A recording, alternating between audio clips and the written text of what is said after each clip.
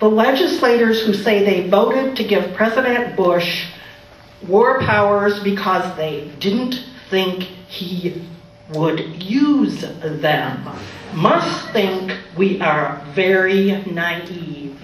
Power is always power to use power. You don't give a policeman a ticket book and a car with a siren and red and blue flashing lights and say he's not going to use them. Do you? No. It makes absolutely no sense. And they think we're too stupid to figure that out. No. You know how many of our senators voted against the War Powers Act? Only 23. 23. And one of them was our senior senator from Illinois. So we have something here in Illinois to be proud of.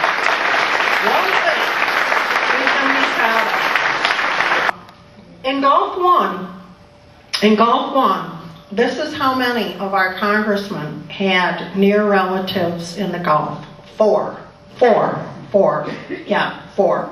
So they have no trouble sending our children to war. Their children don't go to war. Their children go to private schools. They don't go to war, no. Or they go to the Texas National Guard, where they can't get out. They don't go to war. No. The problem is the mission. And my experience in the region has convinced me more than ever that we have to get out, that we have to set a deadline to withdraw our troops, that we are never going to win. There's no such thing as winning in this occupation. It's a religious and a tribal civil war. And even though we were a catalyst for igniting this war, the U.S. occupation continues to be a large part of the problem, not the solution. And in this case, the so-called Pottery Barn rule that says if you broke it, you fix it, does not apply, since what we're really doing is causing more damage the longer we stay. And in the one day that we were there, progress, remember, is being made. 4 U.S. soldiers killed by an IED. 1 Brit in Baghdad by small arms fire. 33 Iraqis in Tal Afar in a residential neighborhood. 6 street cleaners killed by an IED in Baghdad. 2 people killed in a minibus, and 17 more bodies found that had been killed by death squads. The most disturbing part of all was the lunch that we had with General Petraeus. This was in the Green Zone at the very beautiful house of Ambassador Crocker. He was there too. And General Petraeus. We had a lunch of asparagus bisque and lobster tortellini with a printed, gilded on the side menu to the lunch. I mean, it was so surreal. So you can imagine, we're in the midst of this horrible war zone, and we've got this printed and gilded menu and eating lobster tortellini. Anyway, that wasn't as amazing as what Petraeus had to say, because what he told us was that the United States would be in Iraq for 9 to 10 years. And when I kind of groaned and, made it clear that where I come from and the district I come from, and it looks like the district that Mark Kirk comes from, that even 9 or 10 months is long enough, maybe too long, to get our troops out of Iraq. And here's what he said, and this is the really important part. He said, I'm the general, I'm the military. And that's what I'm telling you from my point of view. But if the civilian leadership of this country tells us, the military, that we're getting out, we're getting out. So that's a challenge to all of us. That's a challenge.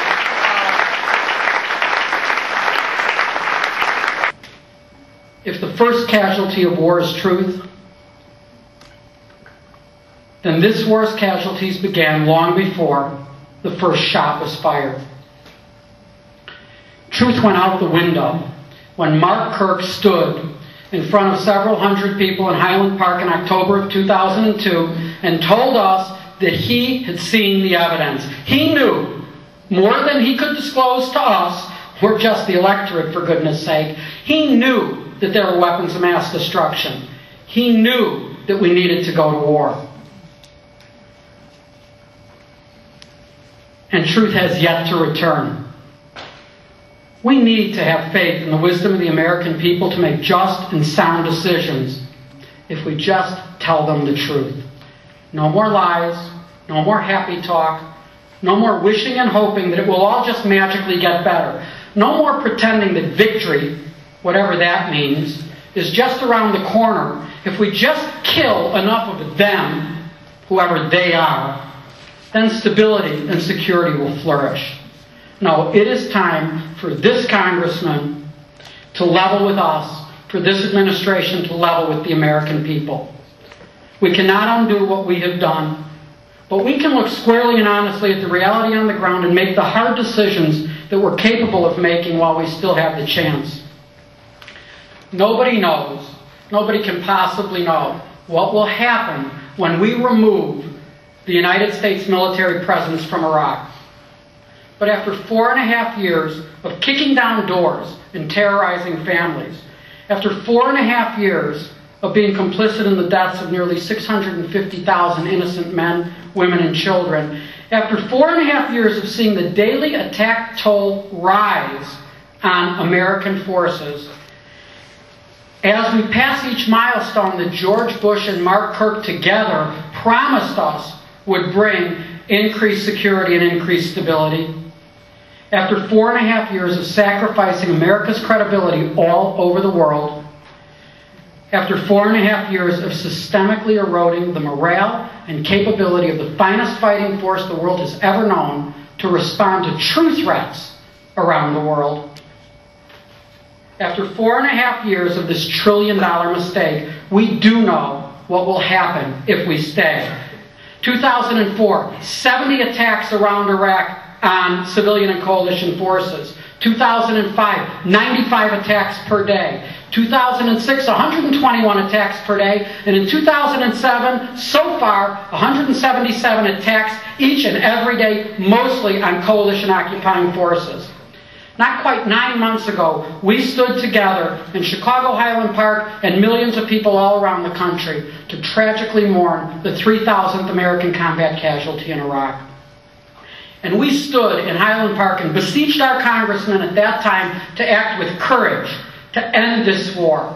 That if we did not, could not, face the reality on the ground and begin the withdrawal of American troops, then we would surely gather a year later to commemorate and mourn the 4,000th death.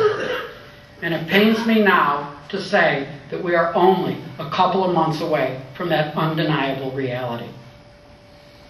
Let us pledge here tonight not to continue down this reckless path. Let us pledge to demand that our congressmen take a stand and act to end this war now, lest we have to gather to mourn the 5,000th, the 6,000th.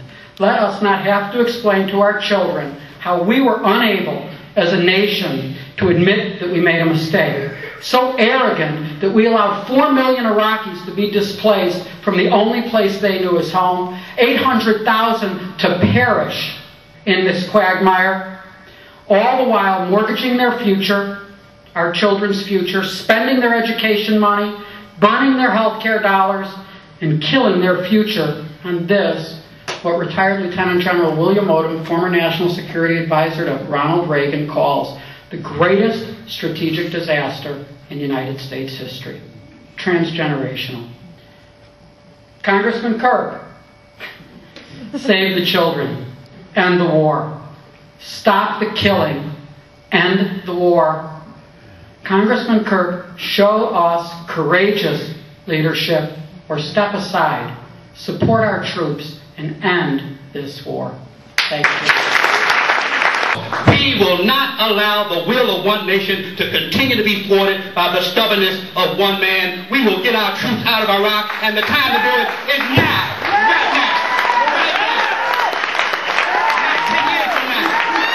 Right now. This war in Iraq is an unjust, immoral, and probably illegal war based upon lies, and it can be proven that this president and this vice president knew in advance These lies that they were telling